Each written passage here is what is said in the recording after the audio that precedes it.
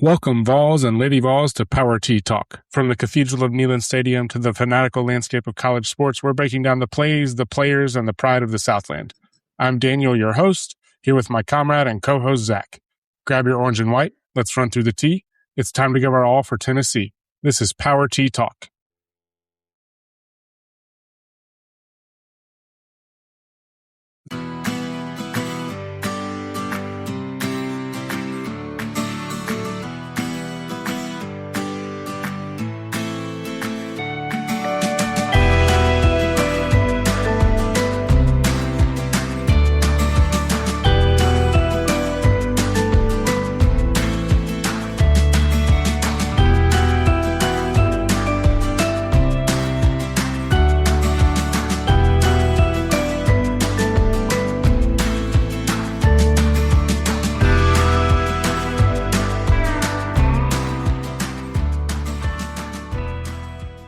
Zack, the Queen of Tennessee, passed away today. And that is, I think, there's certain news that could bump things for us as a podcast. Dolly Parton passing away can bump whatever it wants, sadly enough. I was trying to figure out a succinct sentence to describe her. You can't describe everything she did in one sentence. That's just not possible. But the way I came up with it was she was an icon for everyone. Everybody liked Dolly Parton. Everybody loved Dolly Parton. I lived in East Tennessee for 25 years. I don't think I ever heard a bad word about Dolly Parton. Not even something to the effect of like, I don't like her music. Like you just didn't hear that. I mean, she was a Tennessee icon, a Southern icon, a country music icon, an LGBTQ icon, and a sex icon. All of those. All at the same time in the South from a small rural town. For decades, nonetheless. Nobody had a bad thing to say about her. You know, she probably had the highest Q rating of any celebrity this country has seen in the last 50 years. This is not I don't think we want to set up the system I'm about to suggest. I don't think it would have great, large, widespread implications, but it is absolutely someone that if I could take some years off my life expectancy and just hand them over to let her stick around a little longer, there's times I would make that trade. And it's reserved for obviously like dogs and very special people. And I think she would fit into the category of like, let's have her stick around and see how many more people she can encourage or get enthusiastic about things they wouldn't otherwise be enthusiastic about. I don't know. I mean, I think so many people, especially in the South, have felt the love that she's tried to spread. And I mean, my son is a big reader. We buy him books all the time. He got a Kindle for when he finished kindergarten. He loves it. Dolly Parton has still, through the Imagination Library, bought my son more books than we ever have. Over 320 million books for children. Yes. 320 million. It is just, I don't know, it's interesting. So much like outpouring of love today, all warranted. And she probably would shrug it off and just like crack a joke and see if she could sing a song. Like she is just that kind of person. More recently for me, when Hurricane Helene hit Western North Carolina, and obviously that butts right up against Eastern Tennessee. And that's where I grew up. That's where my wife grew up. She pledged $1 million without batting an eye and got a lot of corporations to do the same thing for this area. It was not a question of like, what's the right amount? How can I make the optics look good? It was just how quickly can I help? And that sums it up pretty well. Significant funder of the COVID-19 vaccine. That needs to be said. Helped rebuild East Tennessee after the Gatlinburg fires. She single-handedly turned Sevier County, and more so East Tennessee, into a world attraction. Created thousands of jobs with Dollywood. She was a world icon. And think about this. You ask somebody outside the United States about Tennessee, they bring up two things. Jack Daniels and Dolly Parton. Yes. For somebody who was born in a log cabin in the backwoods of Tennessee to a father who didn't know how to read or write and farmed other people's lands is a story you can't even sell when you think about it. And we talked about her philanthropic endeavors, and we absolutely should. I think people forget how big of an icon she was in the 70s. She was a super duper star. And there was on X a lot of her old Johnny Carson, David Letterman pop show or pop talk show scenes and clips that going around. And she just had this gravitas about her in a way you're like, this person is very important, but also she is my aunt. She is my sister. She is my best friend down the road who I gossip with on Saturday afternoons. Like that's to have that both ways is it's superstardom. That is a true superstar. She just had a way of being, and I mean this in the nicest way possible, like being kind of quirky and silly about whatever she was doing in a way that just like ingratiated so many people. I mean, there's a reason she was so electric. There's a reason people were like drawn to her, and she lit up a room and all that. You know, as someone who's, and again, like I have my own personal connection to Dolly and enjoying her music. As someone like who is married to someone who grew up in Western North Carolina, very small town, whose best friend grew up in Sevier County, Tennessee, very small town. Neither of them necessarily came from money. They're both women. They both went and are crushing it in their professional career. They're still best friends. When I got home from work today, they were texting with each other and both crying. It is, yes, pop icon. Yes, philanthropic icon. Yes, all the icons you mentioned. It's also just like for girls, especially girls and women from the South, it is just like someone who said, you can be you and still go do things. And that seems obvious, but it wasn't obvious until Dolly Parton did it over and over and over again for a lot of people. And, you know, it's just, there's nothing we can say to sum it all up, but I encourage people to go seek out this little clip here, this little clip there, or just listen to some of her music and let yourself enjoy it for a little while, because I think we knew that she was in like relatively less good health, but this felt quicker than we expected it. You're never going to have enough time with someone like that, someone that electric. And so enjoy it. That's what she would probably want us to do is just find a way to enjoy it. Represented East Tennessee in a way no one else ever has. And did it in a way like there's stereotypes about East Tennessee, right? Yeah, I don't think it's as bad as it was, 20, 30, 40, 50 years ago, but there have been those stereotypes, and she broke those down, right? She had the East Tennessee Southern accent, but everybody loved her. Everyone knew not only how charismatic she could be, but how kind and handled herself with dignity at all times, to a point where it was almost too good to be true, but it's not. It's all true. Like that's the crazy part about it. And, I always think about when she came to Neyland Stadium and sang Rocky Top, and literally in front of 100,000 people got the biggest cheer of the day in a football game. That's the type of person she was in East Tennessee.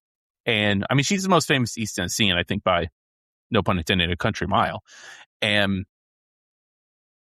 one of my favorite things about her was how self-depreciating her humor could be, and you believed it. And you're also, especially about her looks as she got older, and you're like, you are literally one of the most gorgeous people that has ever walked the face of the earth.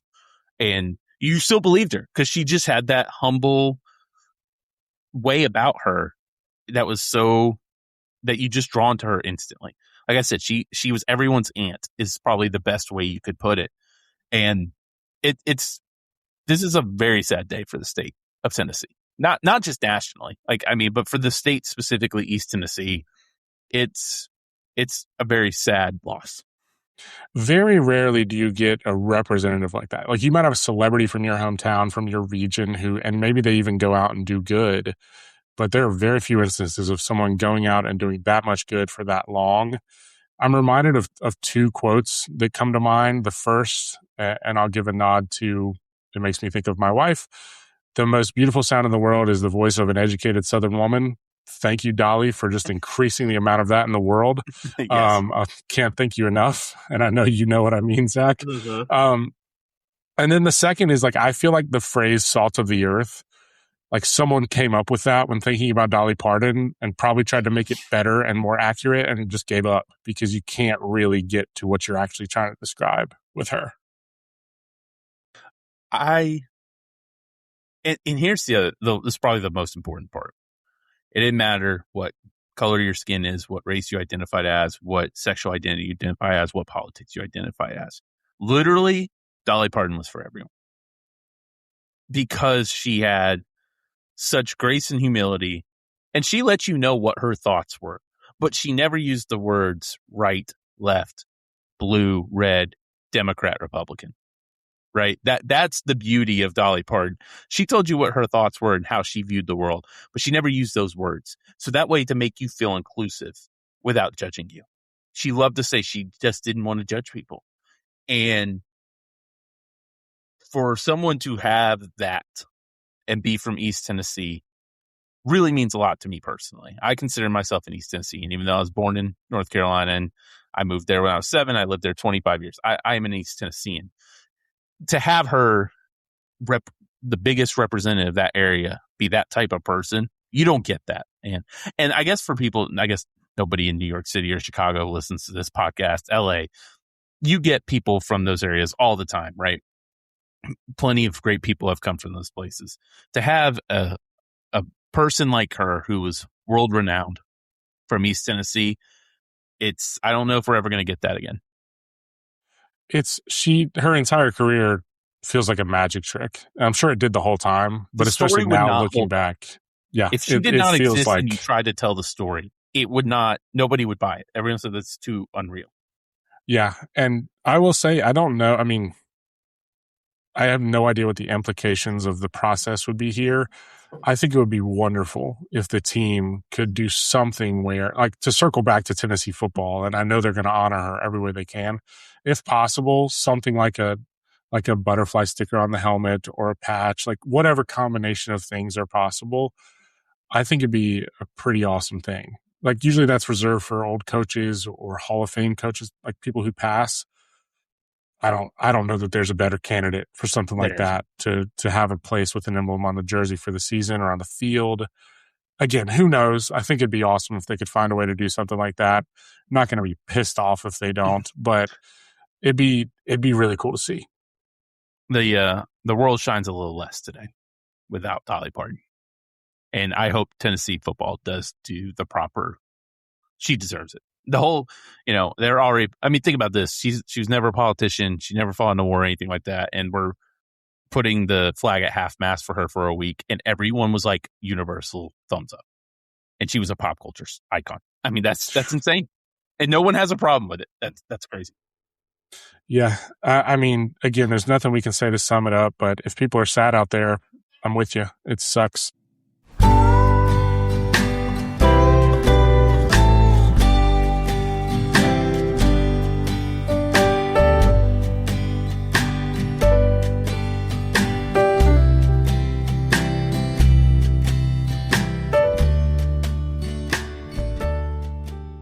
We're going to move on to talk some Tennessee football. And I know it feels like a pretty rigid transition, but it was always going to be a rigid transition from maybe the greatest pop career of all time in some ways, or at least one of the most impactful. We're going to talk about the quarterback announcement. And you projected it last week. I think Heupel, if I had to kind of get in his head a little bit, he probably listens to the pod and he probably knew that we were going to do a defense episode.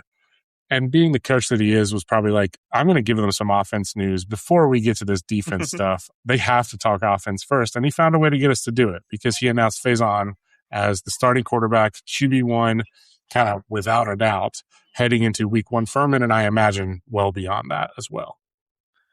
He clearly won the job. If we're announcing it, what were we out like 11 or 12 days before the season? So it was announced yesterday, 12 days before the season. Clearly won the job. We mentioned this off air. We talked about it would have been a lot easier for Heupel to start George if it was close and then go to Faizon if needed be.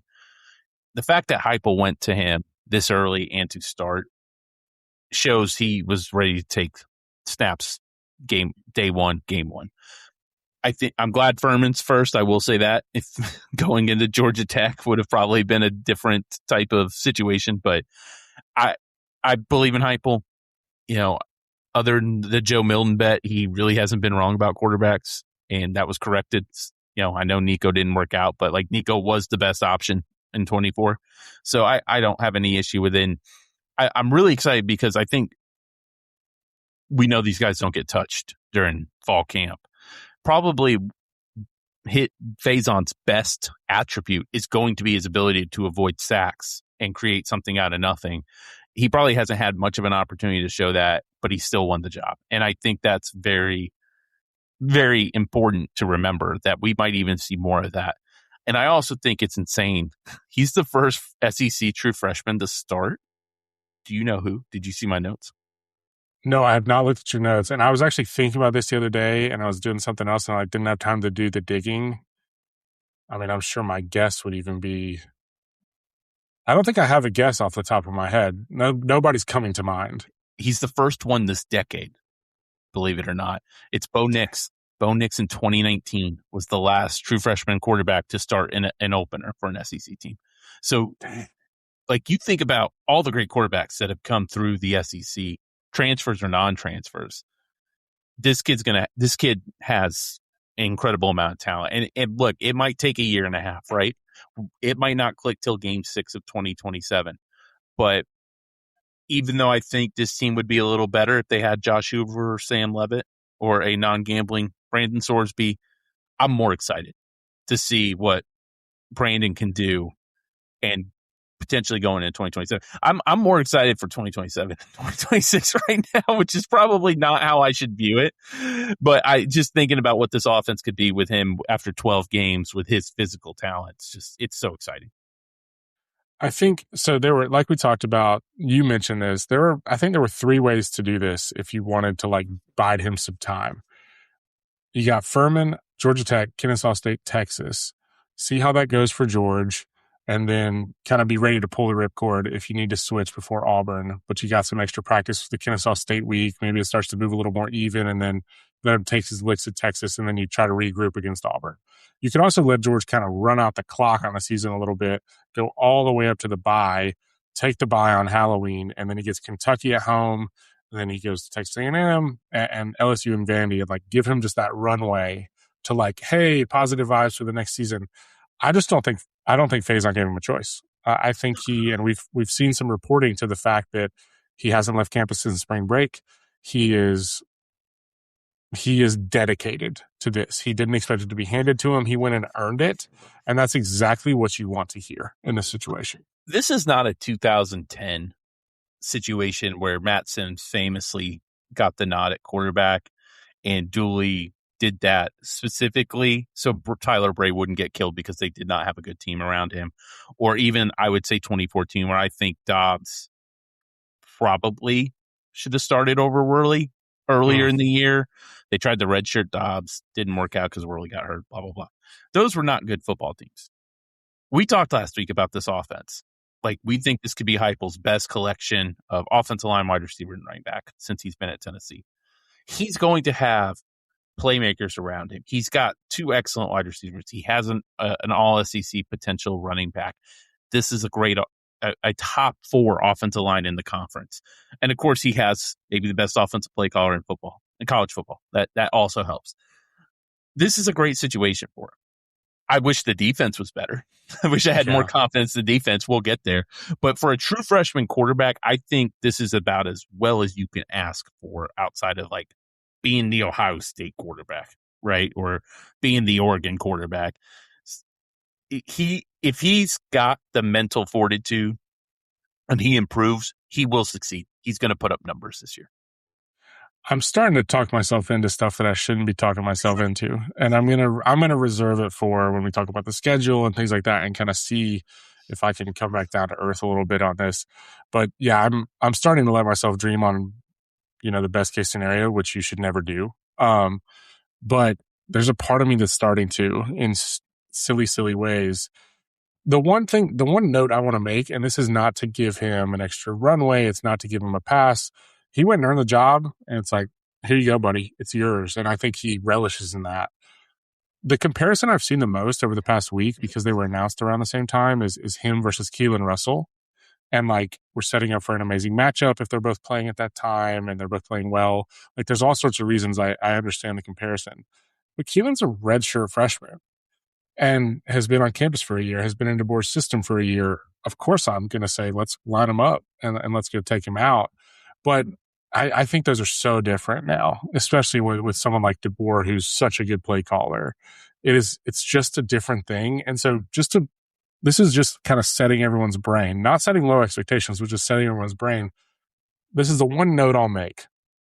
And I'm thinking about their first big tilt, first big, sometimes road tilt, but just big game. When Joey played Georgia last year, he was 24.3 years old. When Nico went to Oklahoma in 2024, came away with a big win, he was 20.1 years old. When we play at Georgia Tech, Faizon is going to be 18.3 years old. He's going to be 6 years younger than Joey was when we played Georgia last year. Joey played awesome.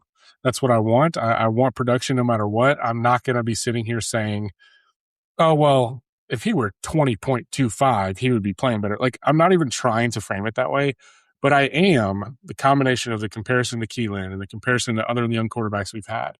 And then thinking about the last time we had a freshman start in the SEC, he's probably going to take his lumps, but it just shows how talented the kid is. To put it in perspective, too, Jared Curtis, who did not win the job but will play for Vanderbilt, turns 20 in December. Very different thing. He's a year and a half older than Faizon. And so this is a true 18-year-old. And now, to counterpoint that, this is not 2004, where Brent Schaefer and Eric Kane showed up in June and somehow beat out Rick Clausen and CJ Leak with no early enrollment period. Brandon has been here since January. He has been committed to Tennessee. I think he was committed junior year, right? I think fall of junior year, maybe. So he knows the system. Like, he's going to know it. He's going to be comfortable to an extent in it. It's going to be different running it at gain speed, of course. But I think there's a way that you can say, I have high expectations for him, but I also am not expecting him to be a Heisman finalist, right? Like, I think he can have a good year and you can curve that a little bit, but I don't think we can start making excuses if he has 14 touchdowns and 10 picks and he averages 7 yards per attempt, right? Yeah. There's a line for that. So I think he's going to be good. I think if he wasn't, Heupel wouldn't start him, or Heupel would have went after somebody in the winter. But it's exciting. It's hard to curtail the enthusiasm. And then the other, if you want to feel hyped about it, because I do think it's we're all so tentative right now that it's hard to just feel pure excitement. But so he was the number 3 player in the country, or number 3 quarterback. I think he wound up a little lower, nationwide, whatever. What was he in the country? No, he was the number 3 player nationally.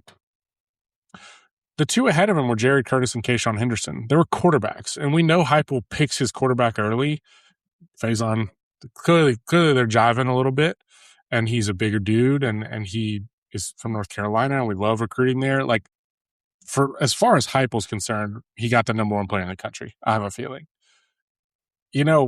Rolling out, like you said, the skill players we have, the offensive line we have, the back we have, with the number 1 player in the country coming in, I think now we're all so worried about the results and how things are going to go that it's hard to feel excitement. But, dude, if this had happened in 2005, bad year to reference, but if this had happened in 2005, it's hey, we have a really talented team and we're bringing in the number 1 player. We would have been going absolutely berserk. And that's what we get to do. We rarely get to do this. And so I have my questions. I'll elaborate on those as we talk about the schedule and we talk about some Furman, some Georgia Tech. But I am excited for the ride, and I think that the team should be too. Last point I'll make. This is not the 2024 offense. No. So I think even there's going to be growing pains, but we now have counters that we didn't have in 23 and 24. And I will also say I don't think Heupel's going to dumb down the offense. No. If I they think can run the it's full gonna be offense it's with gonna be Joey. different, but it's not gonna be dumbed down.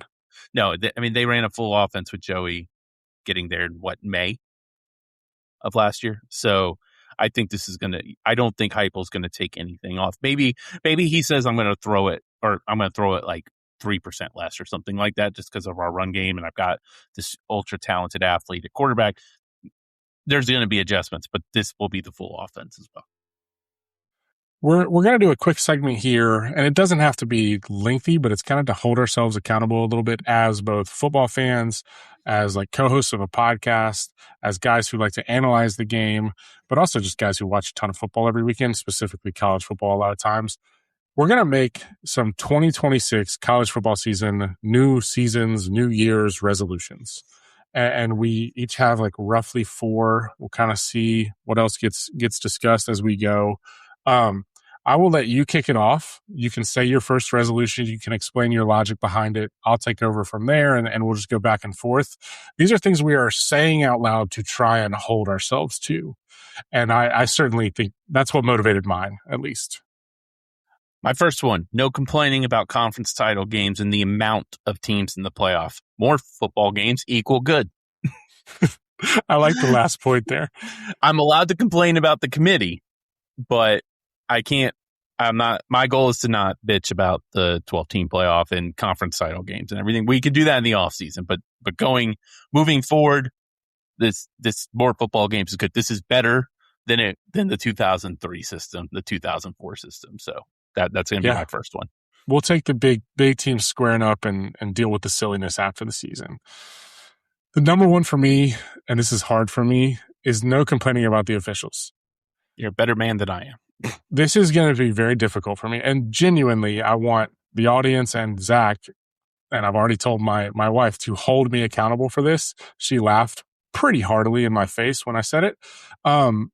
This is really tough for me because I can kind of spiral on this. I can like hold off.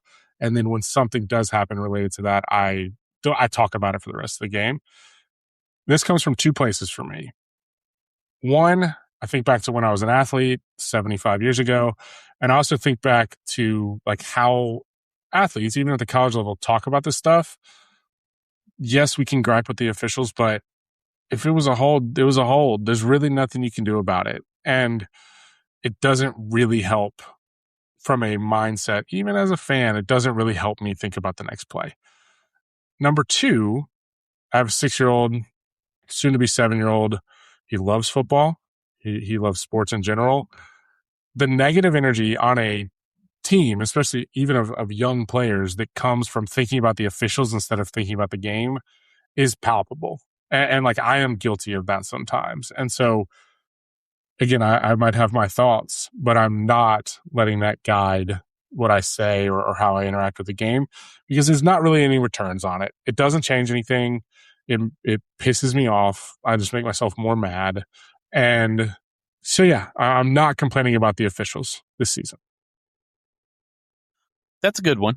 I'm not doing that. If you would not be hold to this if we had to go to Tuscaloosa and for the 4th straight year, Alabama didn't have an offensive holding call on. So I can't say anything about this. My resolution is made. I can't say anything about it. You don't have to worry about that this year. My second one, we have to kind of change the dialogue about how we view college football regular season, unfortunately. If a coach loses a game, it does not mean he forgot how to coach. It's a new era. It's completely different. People are going to lose games now. Kirby Smart has lost a regular season game the last 2 years. He's lost 3. I know that's insane, but I sometimes get in the habit of, classic so-and-so losing that game. Look at him. Hey, I cannot win the big one. Like, I need to no more of that. It's a new era in college football.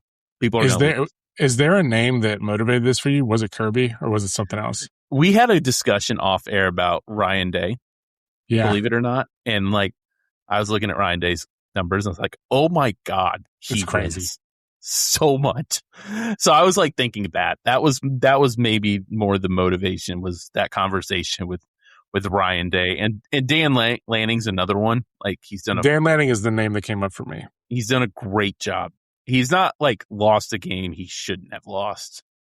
I know they got killed in that Rose Bowl game, but like he is a very good coach. If he doesn't win the big one, it doesn't mean he's never going to, or he deserves criticism, all that stuff. So those are like the two names I thought about.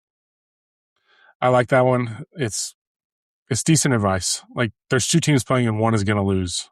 Turns out it's just not 2004 anymore, right? Like with schedules and cross country trips and transfers, it's a completely different game.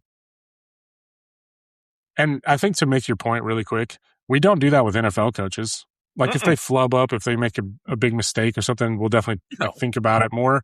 But we don't care if they lose a game. It's a long season. That's what we always say. And so it's getting to that point in college football. Unless it's Nick Sirianni. Then Number 2 for me is don't let any frustration from the Tennessee game carry into the rest of the college football slate. This is a good one. It's tough. I think that I love college football. I love midweek action. I love App State playing on a random Thursday or Friday so they can get an ESPN game and ruin campus and classes for the day. I love the Pac-12 after dark. I'm going to still call it that. I love all of this stuff. And so when I want to confine my frustration, because we're going to feel some frustration this year. I want to try and confine it to the game time, that game slot. And then we will always be able to hash it out on the pod, especially with a potentially new recording schedule where we can get to the game quicker. I'm cool with that. Like that is the space I need, and you and I can dive into it. But I will, like when I am like refreshing the box score and wondering why so-and-so only had 2 catches for 27 yards when I should be watching the primetime game and seeing like the specific thing that, Kirby Smart's defense is doing right now. It's just at the expense of the enjoyment of college football. And I really do still like, even though it is very silly, I really do still like the game a lot.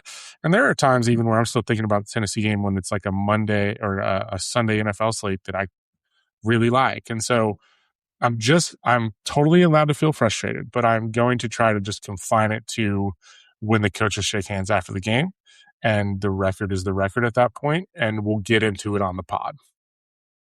My fiance would love this resolution, but I will not uphold to this. It's just not happening for you. Not especially happening. Yeah. My third one was I'm going to be easy on the quarterback this year. This is a Tennessee specific one. We'd already kind of talked about it to start.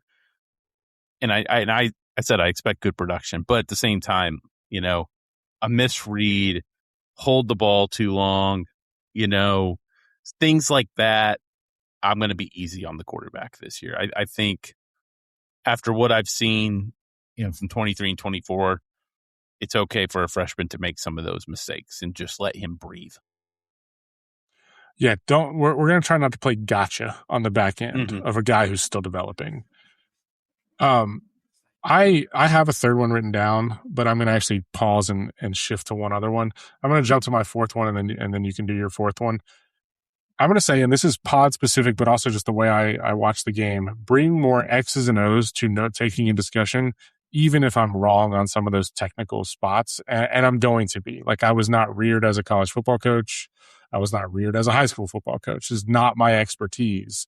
And so sometimes I shy away from it because I'm not going to know how to draw up this play perfectly on a play sheet. And so I just kind of let it be, what does the box score say?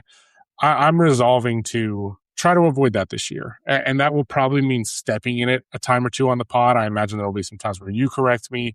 I imagine if X's and those type of people really listen to this, they can provide some corrections, and I'm totally fine with that.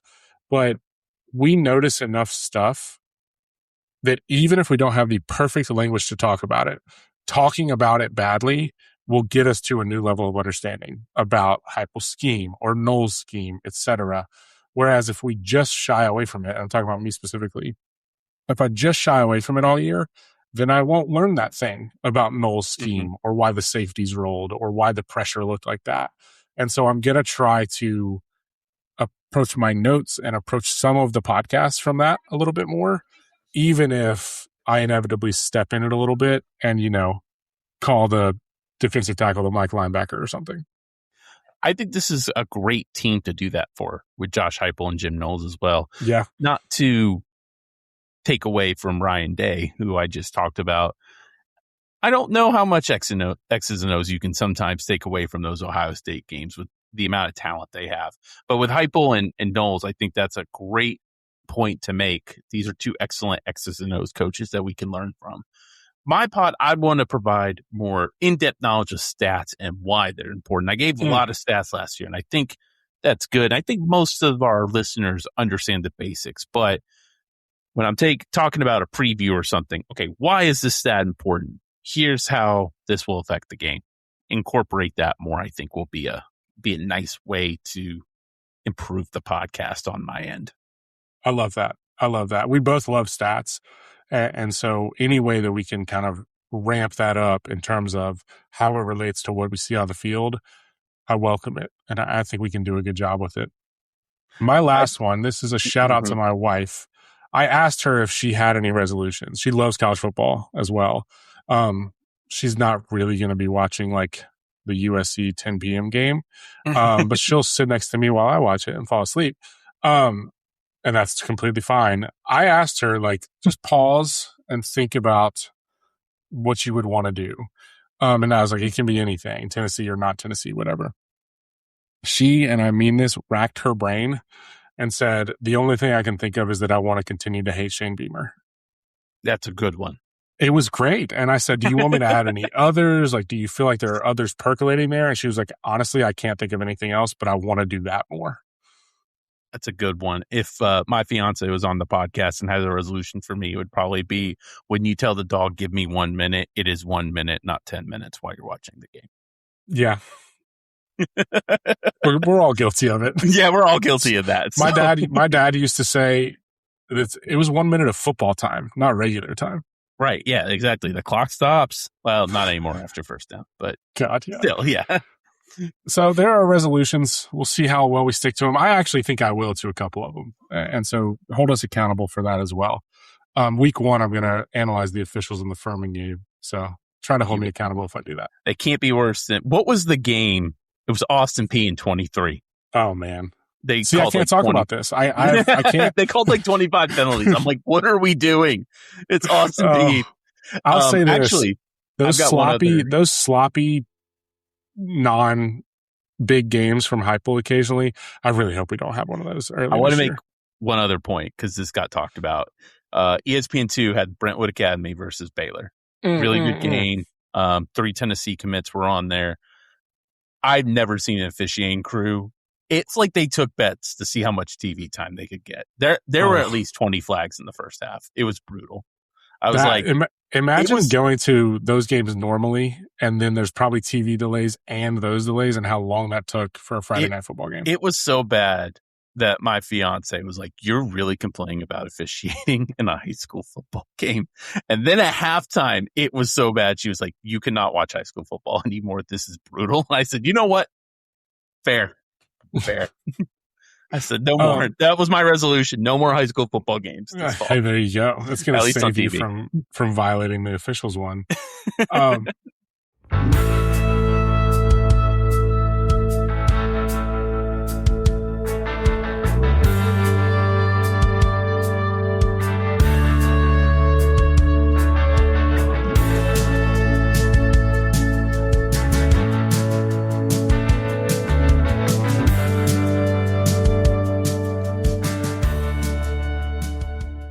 So Heupel stole the news here, but the goal of this episode was to preview the defense. And luckily we've done some of the scheme already, but we got to get into the players and where they're going to be and kind of who we're excited about, but the questions we have. And actually, as I was making this outline, just realized just how many questions I have about the personnel. Because it's all new? It's all new, and it's like in a new scheme, and so it's amplified. There's like things I'm excited about, but gosh, I do have some questions. Just like the offense episode, we're starting in the trenches. It is my philosophy, and I imagine yours a little bit as well, on just how we think about football. And it's a different conversation than the offensive line. And so we're going to start with the defensive line, my framing of it, and then we'll get into the dudes and kind of who we expect to be where. For me, this is a potential downfall of the defense. I don't mean that it's going to be a disaster. I mean that it's not going to be elevated. And so the couple of times I'm looking at our schedule and I think about, is there a vulnerable offensive line on the other side or an offensive line that's in transition? And I can think of a couple teams on the schedule that would fit that category. I worry that we won't be able to take advantage of it. And our advantage in that game will kind of be gone.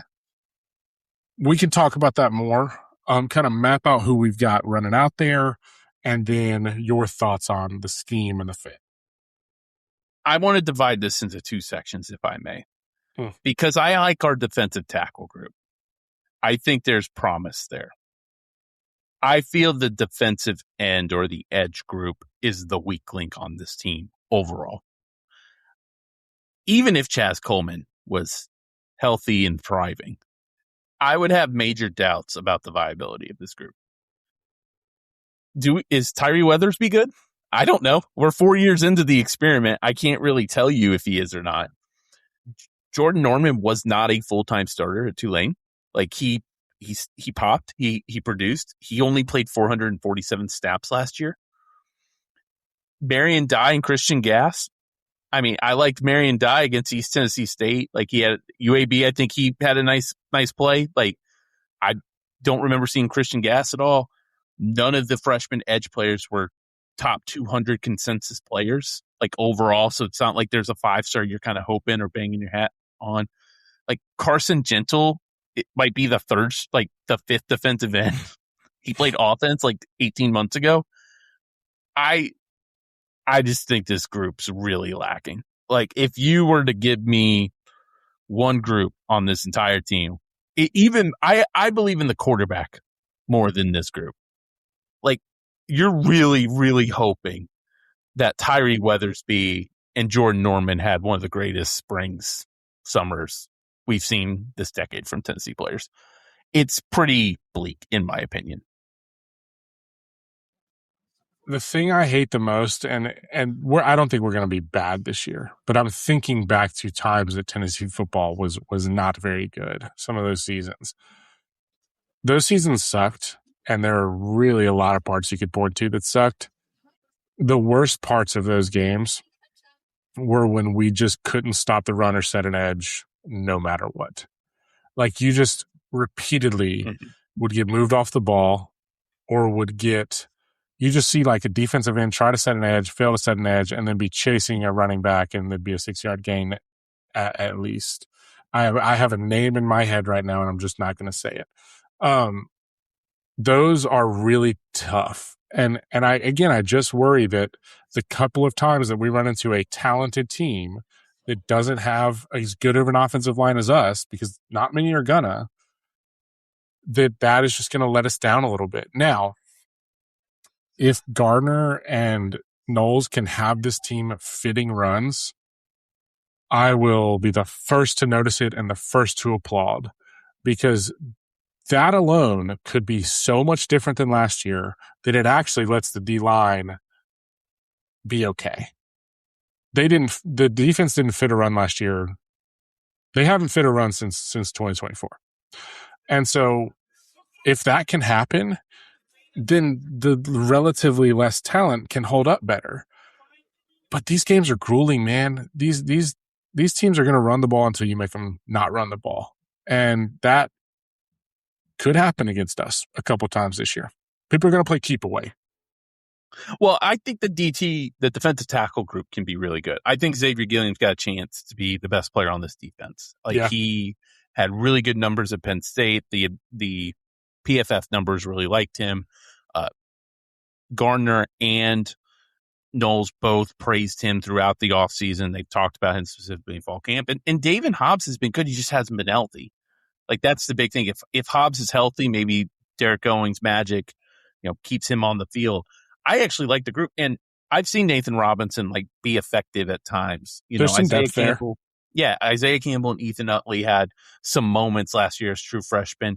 They get a year in the system. They get a full off season. So I think the defensive line in the inside, the interior, can work. I think this can be an effective group. I wouldn't call them the third best defensive tackle group in the SEC, but I think they could be top half.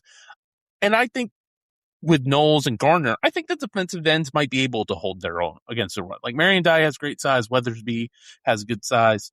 I was going to say the one thing we talked about in the scheme episode, we need size on the defensive line. Like that is how you stop the run a lot of times with this scheme. We actually do have that.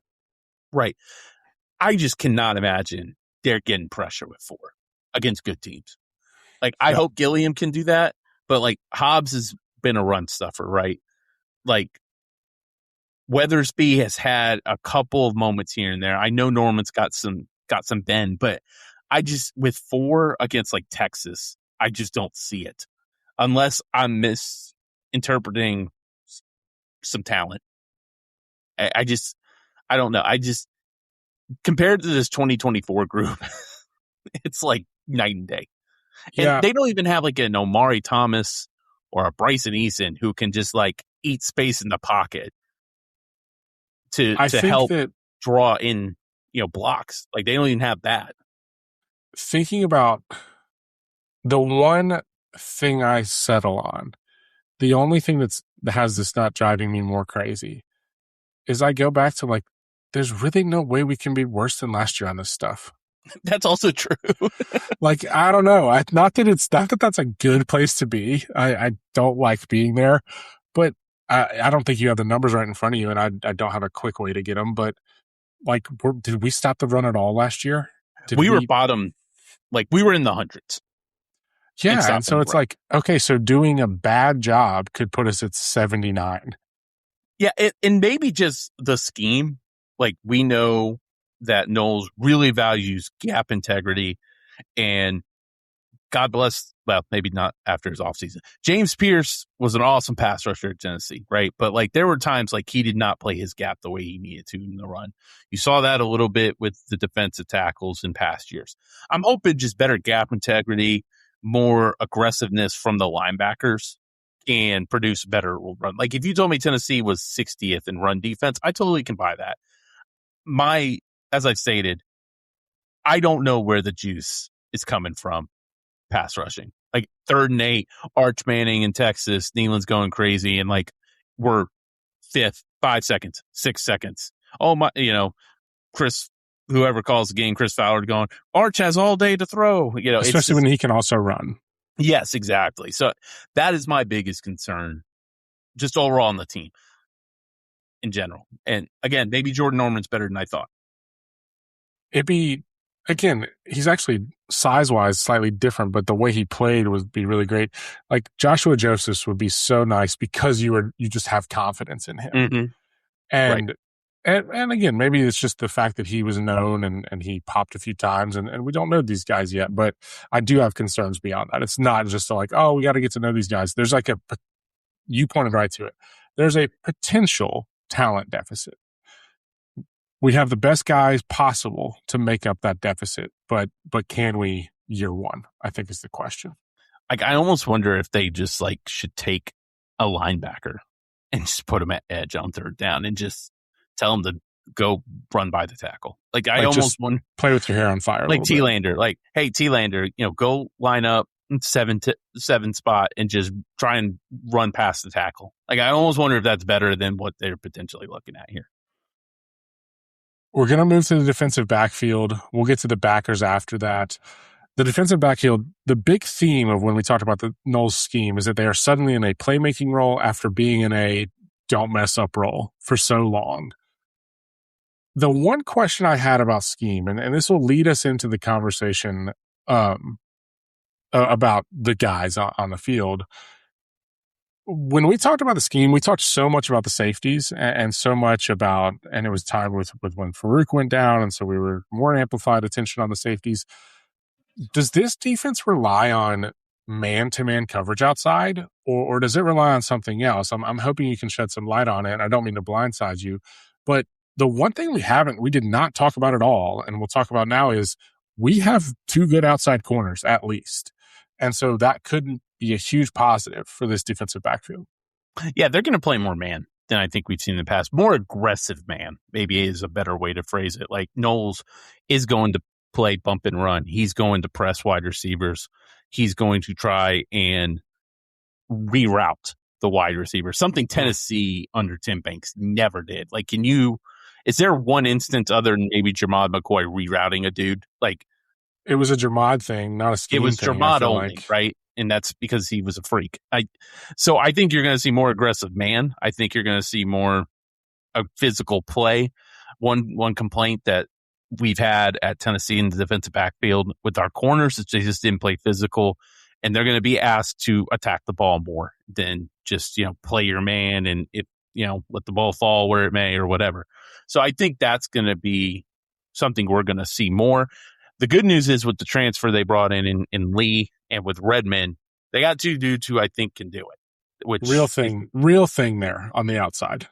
Yes, Redmond's going to have to improve, but he got so much better in the second half, Daniel. I mean, he was like, I remember how bad he was in the Georgia game, and then by the end of the year, it was like, I'm not worried about that side of the ball. And then Kayin Lee is really good, man.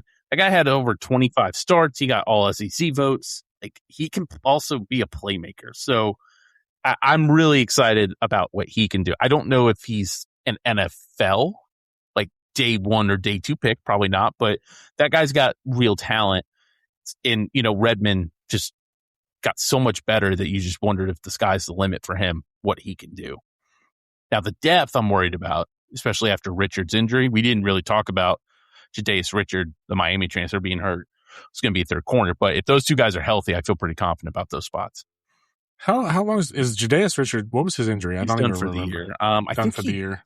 Yeah, I can't remember the injury. It was. I don't even know if it was a camp injury. Actually, I think it might have been right at. Might have been a pec, upper body, something like that. Because right now you're looking at Trey Petite, who had some moments in the bowl game to the point where you're like, why are we playing 7-year seniors who didn't play all year over Mr. Petite, who seems to at least have some potential? I think Tim Merritt, really long, lanky guy, got some starts last year. And Isaiah Hard's probably going to play more nickel if he plays, but he also has a ton of experience from Colorado. So he's got a lot of snaps under his belt. I'm not, like I said, if Redmond or Lee go down, then I'm going to be concerned. And I know Joe Wyatt has turned some heads with his size. I do not want to play Joe Wyatt at corner. It feels like camp talk, not negatively, but just That's just what it is. But like the starters should be fine. And I think the nickel spot, which looks like it's going to be, I think it's going to be Moss is going to play that nickel spot, would be my guess. Like, we know if you watch his highlights, like that dude goes after it. He's going to be aggressive. He's going to be better than what they had last year at the nickel spot. So I'm excited about that. So I like the top 3 at corner. And Moss, and then I know they're going to mix it up, but yeah, the Metcalf, Moss, Lane safety setup, and I know we wish Farouk was in there, but I actually like that setup too. And so the concern is just the unknown, but then the depth piece. I don't like saying this, but this does seem like a group that would benefit from like another portal reload a little bit, like progress and add some that like are just another injection of talent because they got what they could, and we'll see how it progresses. But it's sometimes nice to like build on that, and so that's. I mean, I'm not flashing forward to the next season or anything, but that's just my vibe there. If you really want it to be like a pure playmaker role. But again, like Metcalf, Moss, Kayin, Redmond, like those are playmakers. We just don't have a ton of depth, like you said. I think this group needed a new coach more than any other group on the team. Yeah. And Willie Martinez has had a good career. Like, I'm not trying to pile on Willie Martinez. It was a very popular thing to do. I'm hoping Anthony Poindexter and Derek Jones, guys that Knowles brought in specifically, especially Poindexter, who's had a great career, and who has been who's got a chance to be an SEC defensive coordinator, I think, with his resume in the future. I'm hoping that new voice will lend itself to better coaching habits, better play, just taking a step. Out of all three position groups on defense, I feel like this group has a chance to be the most improved. I know Carter and Campbell are going to be good, so I'm like not worried about them. At linebacker, we'll get there, but I just feel like this group, if like this group ended up being top 30, top 40 nationally, if everyone stays healthy, I would not be shocked. I'm not saying that's going to happen. I just feel with the influx of talent, even with the Farouk and Richard injuries and with the new coaching, with a different scheme, we could see vast improvement with the secondary. The other thing I'll note, and then we'll move on to the backers. It's hard to talk about this because you just don't know who's going to be getting their nose in it and doing it. This group's going to have to tackle some. Absolutely. With this scheme and the importance of stopping the run and the questions we have about stopping the run up front, this group better tackle. And so if you can tackle and you're willing to put your nose in it and stop the run and be that extra body that like size-wise doesn't make sense, but tackling-wise makes sense, you're going to play. And so I'm very interested early on to see how they tackle, and we're going to get tested early on. Moving on to the backers, the second level of defense, I have not seen more positive discussion about any position group on our team, maybe the offensive line, but from other people, I have not seen more positive discussion about any position group except for other than our linebackers. Like they have gotten so much praise, and just having watched what our linebackers were doing / not doing last year, I just don't know really what to do with it. And it's not me trying to be negative. It's just, I just got to see it on the field first, I feel like. That's a fair point. But other than quarterback, bringing in a good player at the linebacker position fixes a significant amount of problems, because in college football, you play two linebackers, right? True. So like if you already have one good one, and then you bring in another good one, like, oh, hey, we have two good linebackers. I know that seems simple, but it's true. And Amari Campbell is excellent. So we'll get to Carter in a second, but Campbell was a stud, 9.5 tackles for loss, 3 sacks, over 100 combined tackles last year. He makes plays. He can play the run. He can play the pass. He's going to be an NFL player. Carter really improved throughout the year. I thought there were times, I forgot he had the ankle injury last year, where I was like, man, he's just not playing as well as he did. But the ankle injury was really affecting him in November, I think. He's healthy. Knowles has had nothing but praise for him, talked about how good he is. So those two, and then the second year of Inge, who was retained by Knowles, which I think is a good sign. I think this is Tennessee's strong point on defense. And yes, the linebackers were terrible outside of Carter last year, but Campbell and Carter are going to play every snap. And basically, Knowles and Tennessee played and maybe I'm wrong, but Tennessee played a ton of base defense last year. It felt that way. And, or at least 3-3, like they'd play 3 down linemen, 3 linebackers. It didn't make sense to me. I'm hoping now we just go with 2. And I know Spillman's going to get some action. I hope Perlotti plays some. I guess T-Lander's going to play. Seems like he is. So, like, there's 5. Like, they have experience. T-Lander and Spillman do. But, like, I'm just hoping it's Carter and Campbell 100% of snaps, and that third guy plays, like, 25% of the snaps. That's kind of what I'm hoping. Yeah, like having those two dudes in the middle, I think once I do see it on the field, I'm actually going to breathe a little easier. I'm just used to it being, I mean, that was the bullseye player so many times last year. It was just like if a team needs a first down, that they know exactly who to target. And unfortunately, there were multiple of those, but we had one really bad one. And again, we talked about this when we made the switch. Maybe just new blood, new coaches, new scheme. And T-Lander, I don't know. I think we said this exact line when we talked about the team earlier in the year. T-Lander being the 4th linebacker instead of the 1st linebacker when Carter was kind of ailing a little bit. That's a big difference. It's not perfect, but it's a big difference. They also, we probably should have talked about this more, and maybe we did because it's been a year. They rotated so many guys. Ben Bolden was playing SEC snaps. We're like, what the hell is going on? It didn't make sense. They were playing 6 linebackers in SEC games. It's like, what are you doing? Like, you need 3. Like 3 should play. You want to get 4 for max? Like, goal line set or 3rd and 20, you want to get Arian Carter a little break, that's fine. But like just play 4 dudes, man. And I get it. Your second half against Furman, do whatever you want. But like it should be a 4-man rotation at the linebacker spot, period. And Carter and Campbell should not come off the field. Do you think Carter plays with his hand in the dirt at all? That's who I thought of when you said, do we get a little bit of juice from another He's got the position? size. He's got the size. I don't think hand in the dirt. It would not be surprised if Knowles lined him up at edge and showed he's rushing the passer. I would not be surprised by that. I think hand in the dirt's probably a little much. I don't think he's lining up in the 3 technique, True.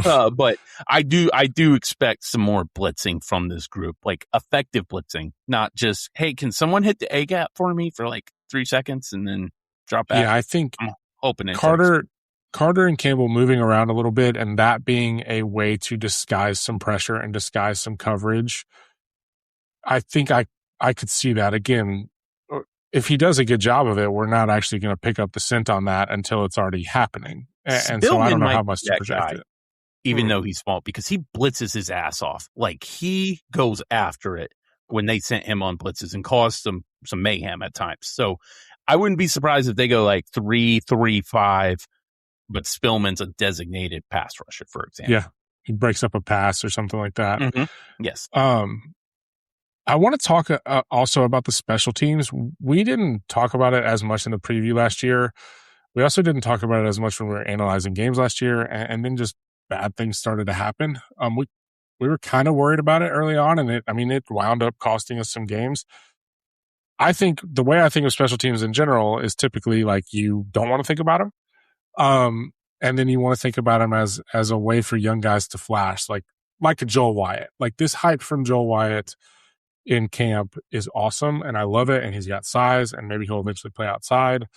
But I think we should probably be looking for Joel Wyatt to make plays on special teams, not at cornerback early on. And so that's where I like to look for guys.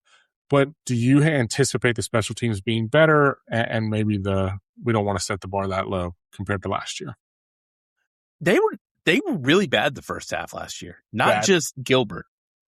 It was Ross punted well, but like their coverage units were bad. They ended up getting better as the year went along, but this was a group that normally in coverage units and return yards and all that, at least in defending, was top 20, top 15. Eckler was really good at this stuff. And they let Eckler go to Nebraska. They promote Evan Crabtree, and they just were bad the first year. I mean, UAB, I think, had 2 returns that were like significant yardage, for example. It got better the second half. I will say that. I'm not going to blame Evan Crabtree for Max Gilbert looking like he wanted to, be anywhere else besides Neyland Stadium against Georgia. So I'm not going to hold that against him. But I would like to see this be a weapon. I don't even know if it was ever a true weapon with Eckler. I know D. Williams, when he was the returner, was, but I never had to worry about it. And for the first time under Heupel, I did. And I'd like to get back to not having to worry about it. Yeah, I think if I had to guess of who's out there fielding these kicks, I would guess Morris and Dodson in some combination. No idea. They made some really weird decisions on that stuff last year, and I hope they don't this year. I don't really want to see Staley back there.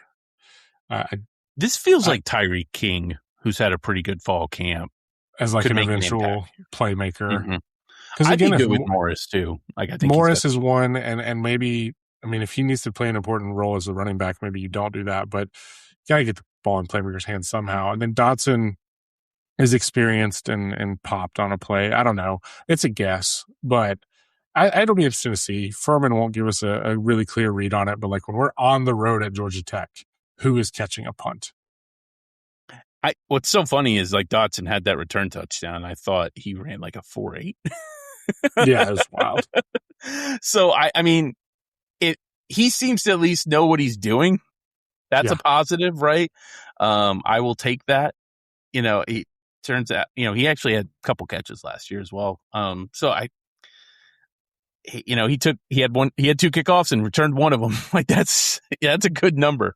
I don't know if he's going to be the long-term answer, but I'd like to see a little more explosiveness. Like I'd like to see if like King could win this job, or if Morris, like it, they praised Javon Gordon and it looks like he's going to be the clear number 2.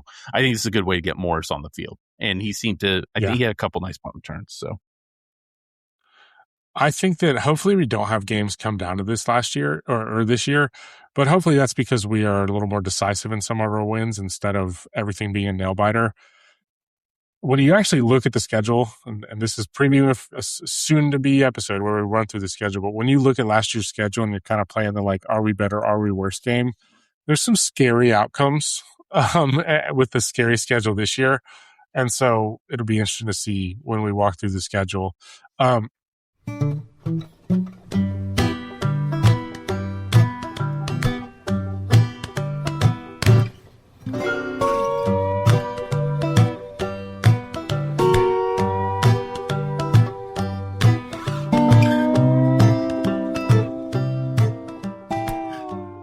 The last thing for today, and I'll start it with this, and then we'll get into this whole mess that it feels. It just breaking. I've been Lane Kiffin's involved. Yeah, how about that? The thing I'll say, and this is pure tongue in cheek, but thank goodness the sanctity of amateurism will be protected when Arian Carter now serves a 1-game suspension instead of a 2-game suspension. As a response to the outcry and the ridiculousness of other things going on, Carter's suspension was reduced. But I am still glad that we are not threatening the amateurism of college football and have him on the field against Furman. God forbid that $450 just ruin the sport forever. How will we ever live? I don't know if I even want Carter to play against Furman. Just get healthy in Georgia Tech. Yeah, that's probably the best way to kind of look at this. Like, it's fine, whatever. If it has to happen, it has to happen. I like that Danny White went out of his way to condemn the NCAA and defend Carter. I really appreciate that from Danny. That's my teammate. That's my quarterback. Yeah. I still don't understand what the rules are. I don't get it. But so the only good news is like it doesn't cost Carter money. Like that's the good news. Like it's not like an NFL thing where he's suspended and he like loses a paycheck. So like that's good. So the context of this is, I'm pretty sure in the past week LSU has added like at least 3 practice squad guys. Yeah. And so we'll talk about kind of the updates of that. As this was happening, I was texting you. I was texting anybody who would listen. I think I texted I was throwing it on Ask Jeeves. I was throwing it in Google, Yahoo, MSN, wherever would listen. I'm just like, I'm of 2 minds about this, but those 2 minds are like 90% one thing and 10% another thing. The 90% is this was complete loser behavior. And I'm not trying to hate on these kids. I get it, but hold on. They're not kids. They're 23 years old. They're 23, 24, 25. They are NFL players. And so, yeah, that's a very good correction. This was, and like Heupel was not interested in this. Dan Lanning was not interested in this. A few other stark examples. I like having a coach that doesn't want to win this way. I know that you are just constantly pressurized to have the best roster possible, and there's many different avenues to that, and blah, blah, blah, blah, blah. I'm not living in a fantasy world here, but I think that picking and choosing and tampering with guys who are about to be on the last cut from an NFL training camp and seeing who you can backfit into your roster, with the implication of that being you are kicking someone off of your team who just went through fall camp with the team, is loser behavior. And I will take a less good roster because I don't want to win that way. I know it's not my decision, but I don't want to win that way. The 10% that's lingering there, this seems like it's been taken care of, but the 10% lingering there is legally this one group of players was like handled very strangely in their eligibility. And they've all made the argument that the only reason they declared, et cetera, is because they were deemed ineligible and then they got the 5th year. And so they're running back with their tails tucked and all this different stuff. I understand that. I understand the ruling in a way in Louisiana. But the thing that frustrates me about it is like, this was the goal, guys. If you played in the SEC and you fought in the trenches for it and you got paid handsomely to do so and you found success, you know, being the next dude on a two deep in the NFL where you're not on the roster yet, but you're right there, you actually had a successful outcome. And so I don't like the running back to something that feels 5% better for 6 months that is going to threaten your NFL future and not improve your chances and frankly be an insane way to build a roster. Let's also say that if you make an NFL practice squad, which there are 16 spots among 32 teams, so there's plenty of options, you make about $14,000 a week. That's Decent. not a bad living. If it was a situation where a player declared, even if they hired an agent and they went undrafted in April, and in May they said, instead of signing with a practice squad, I'd like to come back to college and play a fifth year, I would be perfectly okay with that. I do not have a problem with that. These guys have signed pro contracts, even if it is for the 90th spot on an NFL team. I also have a problem with not with what you said, but I think it's a more important point, is it's not like Lane Kiffin has 84 scholarship players and needs 20 other kids. Will Wade does. Will Wade has like 5 or 6 players on the roster right now. He was trying to do this. I don't love it. I think that still, if you sign an Exhibit 10 contract, whatever in the NBA, you shouldn't be eligible. But at least he was not going to cut kids and kick kids off, right? What Lane Kiffin was doing is morally reprehensible, in my opinion. You, as a college football coach, are a steward of these kids. When you talk to these parents, when you talk to an 18, 19, 20-year-old, you are telling these parents, I will take care of your child. I will take care of your kid. And to cut a kid who's been with you in fall camp, even if he's just providing numbers, because you need numbers to practice in college football. Yeah, that's literally part of the whole thing, dude. That's part of the thing. That's part of the reason why the NCAA say, let's go to 105 scholarships, because these kids are important, valuable members to the football team. For NFL players, because a most likely LSU grad judge was trying to do a favor for the football coach, is so disgusting. And then Lane had and I'm calling out Lane specifically. I know a couple other schools were thinking about it, but I want to call him out. And there's a couple who accepted some, yeah. Yes. Lane had the audacity to go, well, if I don't do it, someone else did. And I was thinking, you know what, Lane? If I crashed my 2009 or 2010 Mercedes-Benz and I have a college student in the car with me, and I might or might not have been under the influence of a substance during that time, saying, well, somebody else would have crashed his Mercedes-Benz with a college co-ed under the influence of a substance, is not a valid legal or moral reason to do it. Have a little pride. And I'm not surprised. This is the same guy that bailed on his team trying to win a national title. And then was a crybaby about it. And wanted sympathy. So I'm not surprised by it. And it probably is pretty telling that that tonight the vote came out. It was unanimously approved to not do this by the SEC. And the LSU AD voted against his own coach. That's probably pretty damning right there. And I believe that AD did hire him. So I'm glad that Greg Sankey stepped up and got this done. I am a little concerned because of how much power they gave him. This is did we just give Rome to Caesar situation? He got a lot of power in this agreement, but it had to be done. We crossed the point. And I will say this about the players too, because I understand you had a little sympathy for him, and I agree, but I also want to say this. To me, I don't like your character, and I wasn't a good athlete in high school. I was your run-of-the-mill, average high school athlete, and that's probably kind. I'm not even the most competitive person that's ever lived. Okay, I'm not one of those people. There's just something that rubs me the wrong way about you getting the chance to live a dream that other people have not gotten to get, even if it is the practice squad, and then taking a couple $100,000 more to abandon that dream and go play college football, and then risk your future, because now the NFL teams are going to be like, why should we rely on you as a practice player? Because the reliability is a factor in this for NFL player or NFL teams.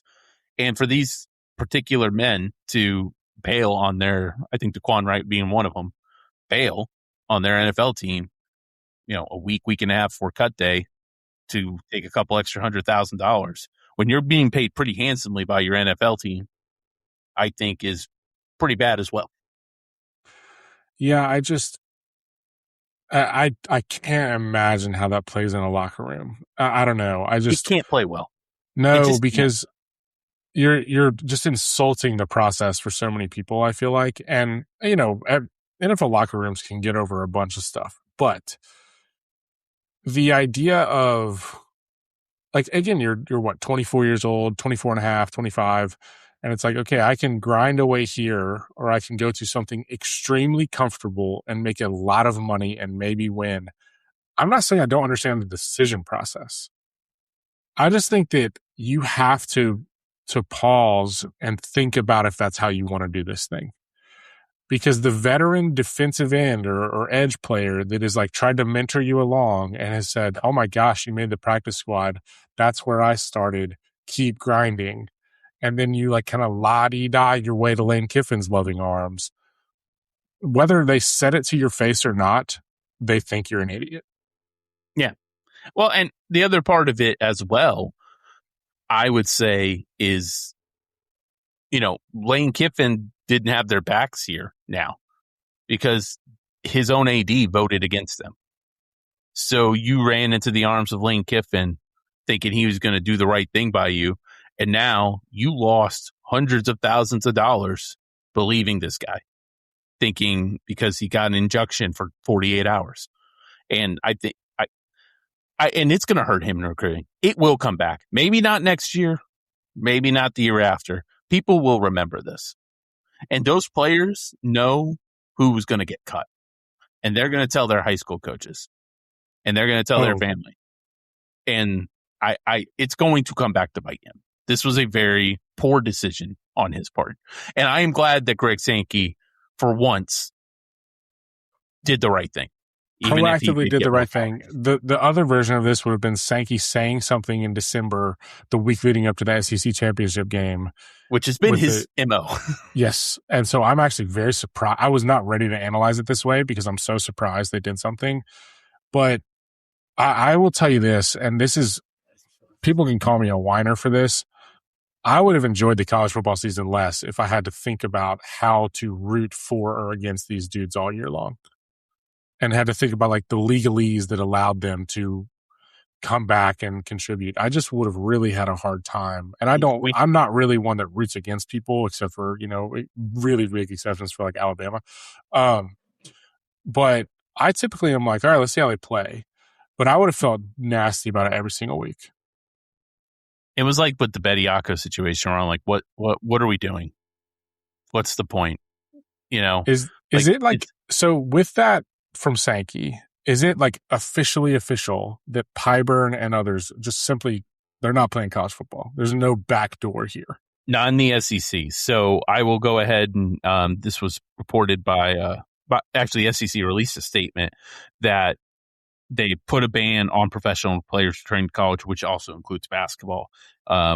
An SEC institution is not permitted to have an athlete on its roster who has previously declared for the NFL and did not appropriately withdraw or signed a contract with an NFL or other professional football league. And that the commissioner is authorized to enforce this expectation with penalties against member institutions. So Lane can try. But, and again, it's just funny. It's Kiffin. Like, it really is funny that it's Kiffin once again, because these kids believed in him, that they were that he would do right by him. Not only the players he's recruited, but these practice squad players. And now they have no home. They now are not getting paid $14,000 a week. They're not going to get these NIL deals, I would imagine. So they've also lost out on a great opportunity believing in Lane Kiffin. And unfortunately, Lane Kiffin's going to move on and not think about this another day because that's the type of person he is. He's a selfish, maniacal jerk. Yeah, I'll say two kind of interesting machinations with it from both perspectives. One, I'm glad it was bound to be Kiffin, I guess what I'll say. But that raised it to a level of salience that there had to be something done. If this were just like a filling the roster thing that like a UCLA did or Houston did, like it wouldn't have gotten the same fervor or whatever. And so we probably just would have like let it ride, and then some big school would have done it and we would have been like, oh, how do we miss this? So I'm kind of glad that the biggest jackwagon in the world did it. But then like here's the other thing that you got to think about with this slime that with which he operates. Like if Pyburn gets that clearance, he's taking Jordan Ross's spot day one. Mm-hmm. And like Ross needed a better fit. He needed a different fit. Like I'm not bitter. I moved on from that, whatever. But if you're Ross, you got to be sitting there thinking like, oh, that was a fun camp where I just busted my tail and hung with everybody and hung with these dudes. And I feel like I can contribute to this team. And now this dude is just going to come in and probably be handed more money than me and my starting job. I do think it reaches a logical end where I understand there's no rules. I understand there's chaos. I understand that everybody's operating in this craziness. The locker room still matters. It matters in the NFL. It matters in college. If you fiddle with it enough, it is going to come back to bite you. And I'll tell you this, the only way this would have worked for Kiffin to his advantage is if those guys played and he won the national title. Now, everything's under more scrutiny. If he would have had those guys and they wouldn't have won, that's a huge negative for him. And now that he like tinkered with the roster or tried to last minute and was all blah, blah, blah about it, you better go win, dude, because you know what you have? A pretty darn good roster. And so if you needed 11th preseason, I think. Yeah, if you needed you got basically whatever you wanted in the portal. And so if you can't go win with that, then I have questions about you as a football coach, even if I absolutely understand that you can call an offense with the best of them. Well, Kiffin's not intelligent or charismatic enough to be able to convince people to come on his side as well because he's such a jackass, right? Like even Saban with his bluster could, be able to get people on his side because of his logic, right? And Saban was actually more charismatic than I think people gave him credit for. He just was charismatic in a different way, like, that old, history teacher that you actually love to listen talk. Kiffin does not have that capability at all. He just naturally turns people off. So that was part of the issue, I think. And then you make a great point about the locker room. It's not like he tried to bring these guys in June. Right. Like these guys signed up for a mini camp in May and then, they were on an NFL roster technically, but they hadn't started training camp and now it's June and he gets the pass for it. Like the NFL season starts in 20 days? College football starts in 11 days and he's trying to do this crap. And it's like, you're losing the plot. And you also, yes, like, you're right. Like the locker room, like that's not going to go well. It's one thing when guys make different money for performances, right? Like people have talked about like, oh, it's going to ruin the camaraderie of the locker room with guys. It's like, well, athletes have been paid for hundreds of years, literally. And they understand how better players get paid more. Like that's just how the system works. In college, man, like if you're right, if you're Jordan Ross or if you're the tight end and all of a sudden it's like, I've lost my spot. I've practiced for 3 weeks, plus the summer, plus the spring. For an NFL player, dude, that would rub me the wrong way. Like I don't know how Kiffin's going to be able to sell that. I don't think he can. It's nasty work, especially in conjunction with, it wouldn't have been Ross, but somebody was going to get cut or was already, that had been communicated to them. Mm-hmm. I mean, it's like with high school, like I understand going and like poaching the kid from the nearby school in the same county. But when you do that, you don't cut a kid. You No, might get a no. kid to improve your team, but like the team is the team and you're trying to add talent. Like that Or happens. again, we call it the get shirt, right? Yep. You get a get shirt. Everyone knows that's a possibility. Okay. If that happens in January or February, I'm sure people understand. Again, we are 11 days away from college football. That's not going to fly. And it's just morally wrong. I'm sorry. It just also is. Like what he tried to do was wrong, period. That this is a violation of the sanctity of a team. And he's trying to NCAA EA Sports College Football 2027 in. And that's not how this works. And again, it will come back to bite him. It's going to come back to bite him. It might be a recruit down the road or a high school football coach, but this will backfire. The It already has. two things that makes me think of. There's a famous clip of Mike Tomlin that goes around here and there. It'll probably go around in the next couple of weeks, maybe. I mean, he's not coaching this year, but that says, I think he's on the podcast with Fred Taylor and Ryan Clark, the Pivot. Mm-hmm. And he says, my favorite thing as a coach is when I can identify a time where another coach avoided the act of coaching.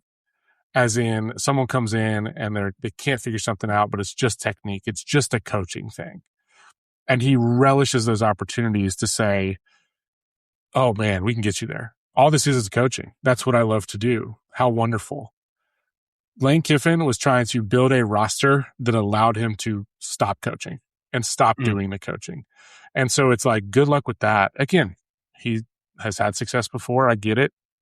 But when you just bailed on a team that had a chance, proof is in the pudding, and I don't see no pudding. And so when you're looking for reasons not to have to coach, I'm a little skeptical, and I'm going to pile on that. The other thing I'll say, in a way, it's better for him that this got resolved. There's some ways it's going to make him look bad, but the other way that this was going to come to a head is week 1, college game day, Baton Rouge. And I guarantee you Nick Saban would have some thoughts about this on air. Yeah.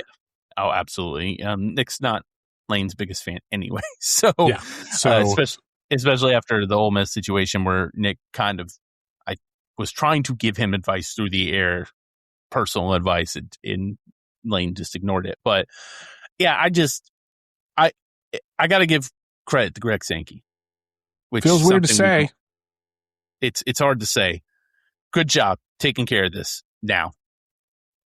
And good on Tony Patetti for the Big Ten as well. They set that precedent for the SEC to act. So good job by both those guys, and especially giving Tony kudos just makes my spine shiver. But they did the right thing here. We're losing the plot. And I told you, I said, man, if I'm Tennessee, I would just source me this thing. I'd be like, I'm not playing you. Sorry. I forfeit. Lose your TV money. Yeah. It wouldn't have happened. But when you think about what happened with Texas Tech, they literally had to be bullied on social media and by other athletic directors. And that's what happened here. And it's small increments. The power's getting back to the college football fan, which is good.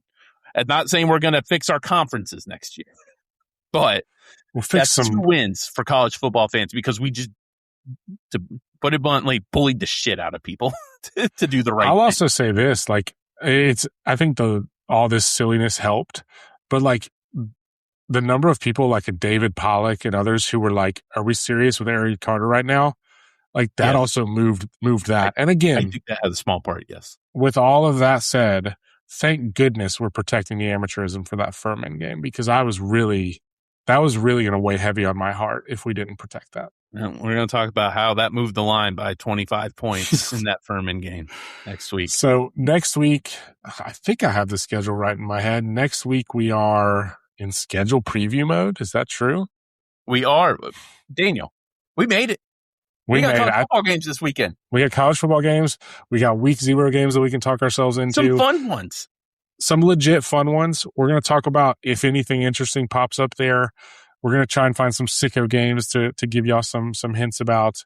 Next week, we're doing the schedule. We're doing predictions, including record predictions. We're going to talk about who we think might make the playoff.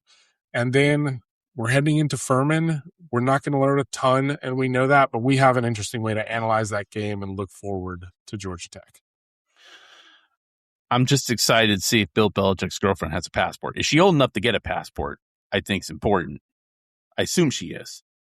Right? Maybe She's I all think right. there's a certain age range where you can do like a lap seat on the plane and you don't have to buy a ticket. So maybe their football program will save some money. I was going to make a joke about, is she allowed to drink in Ireland? And I think like the drinking age is 16 in Ireland. So she's fine 16, there. 16 months. Yeah, exactly. I would say I am very interested in Memphis UNLV this Saturday. At That's 10 the p.m. one for me. I That could be who's making the college football playoff. Like, seriously, that sounds crazy, but like it is. Mullen, and I can't quit Jackson Arnold when he has that offensive system. Well, and Charles Huff did a great job at Southern Miss last year.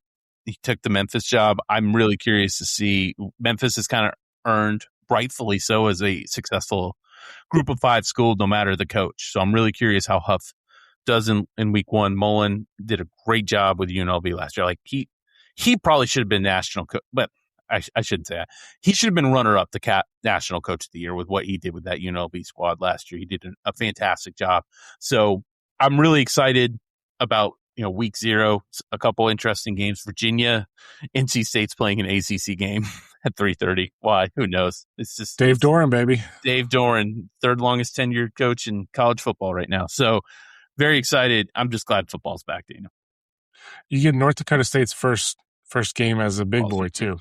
And USC plays. Like USC plays San Jose State. Can Lincoln Riley finally get to the playoffs with USC? Will be fun. You might hear me predict that next week. I don't know. So I'm really excited. If you hung in this long, we appreciate you. If you're annoyed that the podcast went this long, easy answer: blame Lane Kiffin. Yes, exactly. If it when in doubt, just blame Lane Kiffin for everything. So appreciate you guys listening. We are so excited to be back with college football. We got schedules laid out. Excited about upcoming content. One more week until we can actually look at a game, and this is going to be great year for Tennessee football. Just in general, like it's just going to be fun to follow the team with the freshman quarterback. So thank you guys for listening, and as always, go Vols.